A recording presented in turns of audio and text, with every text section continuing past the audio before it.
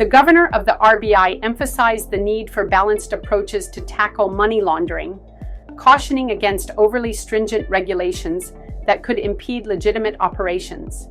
He underscored the vital role of the private sector in safeguarding the financial system and advocated for precise, data-driven regulations to effectively address illicit financial activities. The Union Minister of Animal Husbandry and Dairying stated that India is the top producer of milk in the world and has set a target of producing 300 million metric tons, MMT, of milk in the next 5 years, up from the current 239 MMT. Since the launch of the Rashtriya Gokul Mission in 2014, milk production has surged by 63.5%, with significant involvement from women in the sector. The finance minister reported that more than 30,000 taxpayers voluntarily amended their income tax returns, revealing additional foreign assets and income totaling around Rs 30,300 crore. According to the Minister of State for Finance, the central government has garnered Rs 437,542 crore since FY15 as disinvestment proceeds through various modes and instruments. The Minister of State for Finance told the Rajya Sabha that the government has no plan for now to abolish the long-term capital gains tax and that the Indian stock markets have consistently performed positively for long-term investments. The Central Board of Direct Taxes, CBDT, has broadened the scope of safe harbor rules under the Income Tax Rules 1962. This framework, which offers businesses protection from extensive tax scrutiny if they adhere to specified pricing norms, now includes lithium-ion batteries used in electric and hybrid vehicles as core auto components.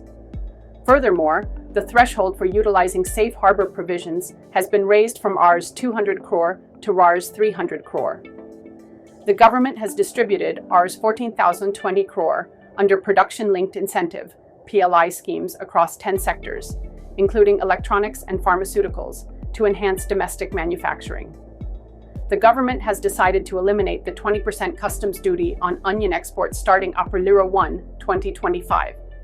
This move is intended to boost farmers' incomes by providing them with improved access to international markets.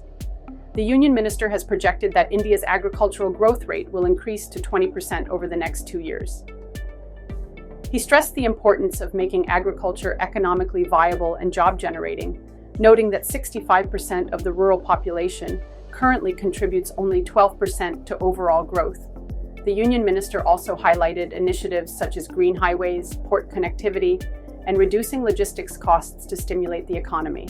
According to the spokesperson from the External Affairs Ministry, India and the US are collaborating on a bilateral trade agreement aimed at expanding market access, lowering import tariffs, and improving supply chain integration.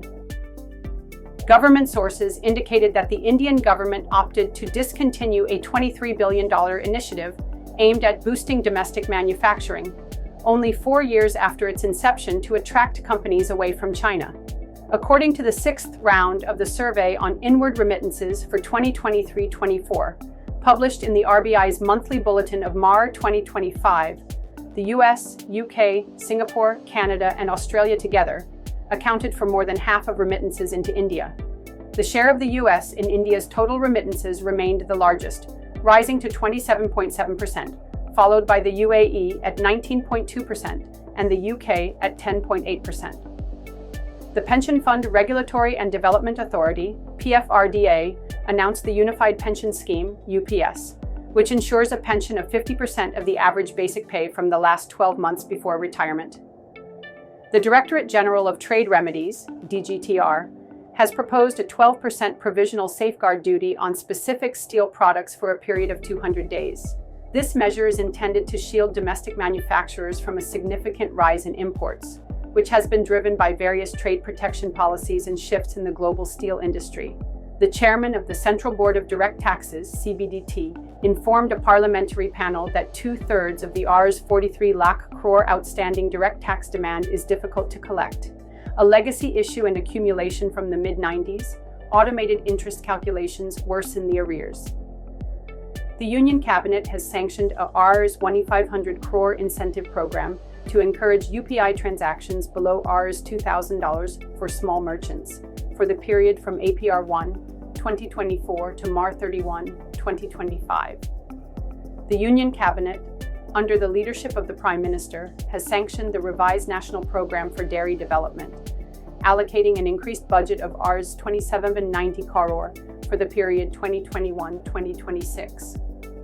The Cabinet Committee on Economic Affairs has approved the construction of a 6-lane access-controlled greenfield highway in Maharashtra. This project, costing Rs 4,500.62 crore, will be developed on a build, operate, and transfer basis.